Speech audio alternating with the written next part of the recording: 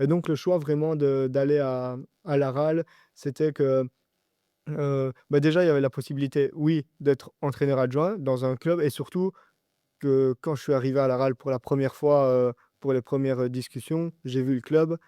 Waouh, c'était, les installations, le professionnalisme qu'il y avait En là. fait, c'était pro, mais juste pas avec la licence. Exactement. Ils étaient déjà dans un mode de fonctionnement ultra professionnel, mieux, même presque plus pro que certains clubs Certains pro. clubs pro, hein. Et une fois que je suis arrivé là, ah, je me suis dit: «C'est magnifique». Pour ma période dans laquelle je suis au niveau de mon développement, c'est là qu'il faut que j'aille avec des personnes comme, Nicolas Frutos, comme David Verwilgen qui quand tu parles avec, tu vois qu'ils ont plein de choses à t'apprendre, qui croient aussi en la vidéo parce que, OK, j'y vais comme entraîneur adjoint, mais je reste, un fervent défenseur de la vidéo et pour moi, c'est ultra important de l'utiliser et là, il y a des caméras sur tous les terrains, un nombre de logiciels data incalculable et c'est vers ça que je voulais aller vu que pour moi, c'était ma vision du football, moderne. Mmh. C'est que, je voulais en fait réussir à comprendre comment ils fonctionnent les grands clubs.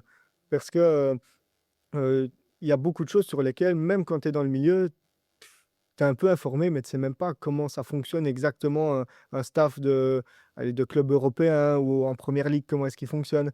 Je me suis dit: «À Laval, avec ces personnes-là, avec ce cadre-là, c'est là où je vais pouvoir apprendre le plus de choses et pouvoir me rapprocher en tout cas de comprendre comment fonctionnent les staffs qui ont vraiment accès à tout ça, quoi».